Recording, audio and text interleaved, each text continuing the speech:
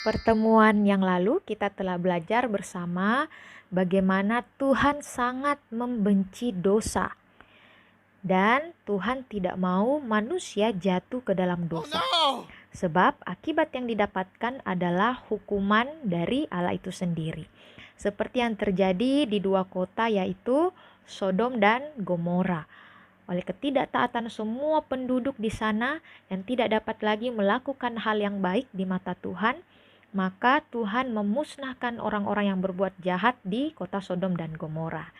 Nah, pada hari ini kita masuk dalam pelajaran 5, yaitu Daud dan Batsheba.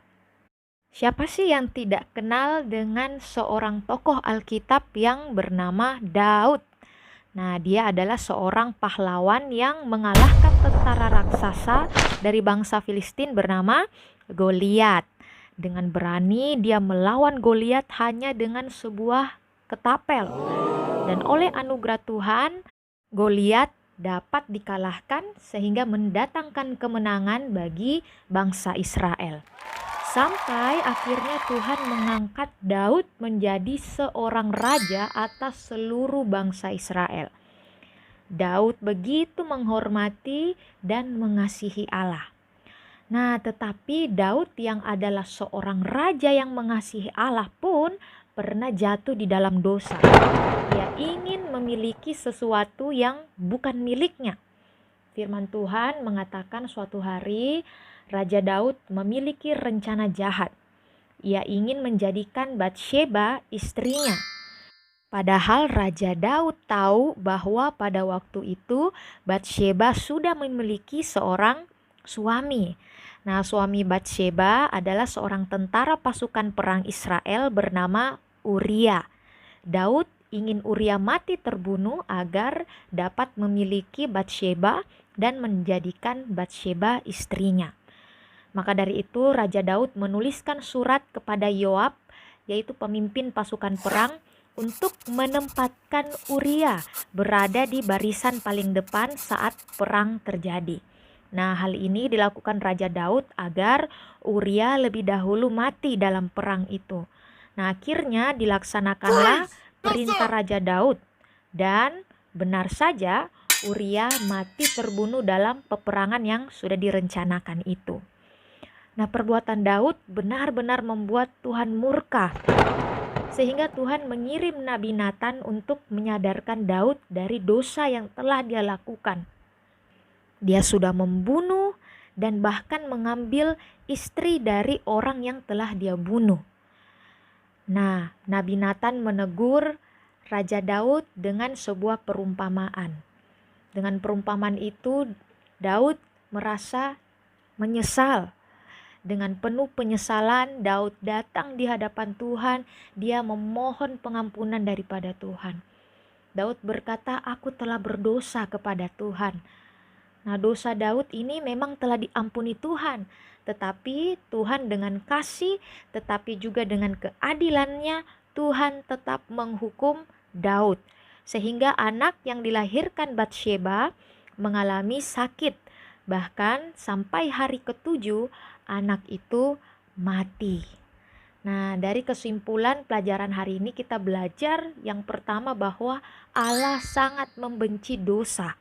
Sehingga kita jangan bermain-main dengan dosa. Sebab akibat daripada dosa sangatlah besar, yaitu murka Allah.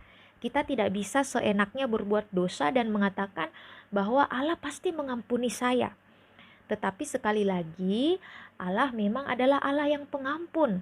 Tetapi Allah juga adalah Allah yang adil, yaitu Allah yang akan menghukum orang-orang yang berdosa dan yang tidak taat kepadanya.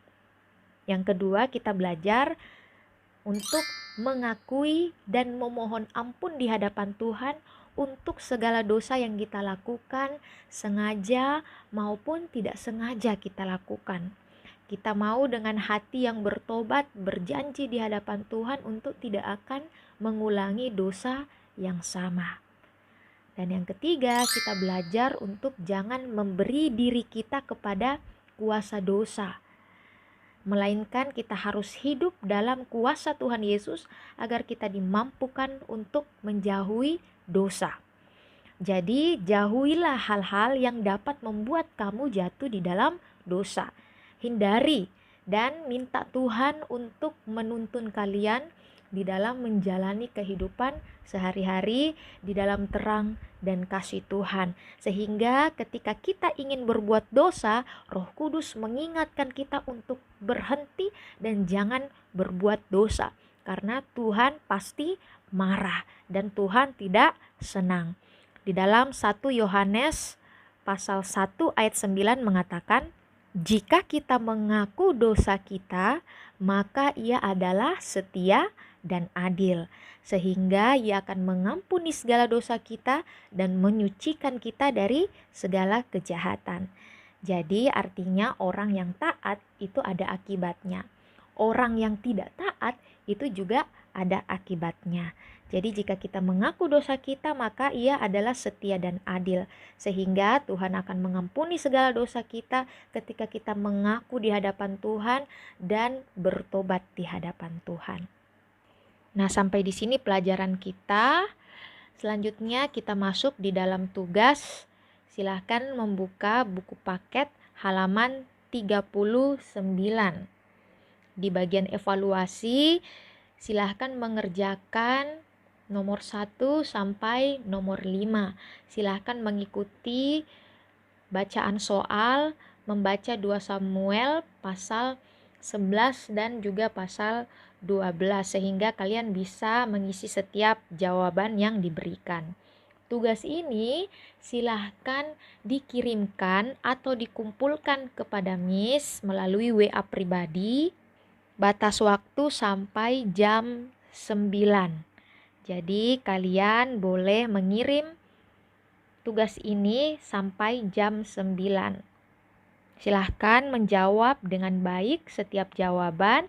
Nanti Miss akan memeriksa kembali jawaban kalian masing-masing untuk kita bahas lagi di pertemuan selanjutnya. Selamat mengerjakan, tetap semangat. Sampai bertemu di pertemuan selanjutnya. Tuhan Yesus memberkati.